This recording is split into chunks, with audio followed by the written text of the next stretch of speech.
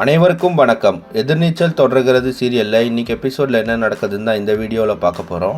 கதிரும் ஞானமும் நந்தினி, ஈஸ்வரி, ரேணுகா கிட்ட ஆதிகுணசேகரனோட கேஸை வாபஸ் வாங்குறேன்னு சொல்லிட்டு கையெழுத்து போட சொல்லியிருந்தாங்க. ஈஸ்வரி, ரேணுகா, நந்தினிலாம் சேர்ந்து பேசி கையெழுத்து போகிறதுக்கும் முடிவு பண்ணிட்டாங்க.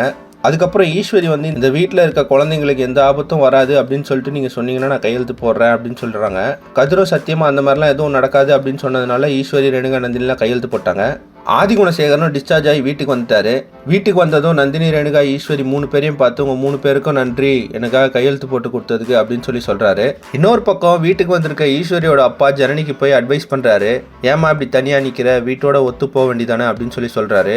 அதுக்கு ஜனனி சொல்கிறாங்க, இந்த வீட்டில் இருக்க எல்லாரும் ட்ராமா ஆடிட்டு இருக்கிறாங்க, அவங்கள கேட்க மாட்டீங்க, நியாயத்தை பேசுகிற எனக்கு அட்வைஸ் பண்ணுறீங்களா அப்படின்னு கேட்குறாங்க.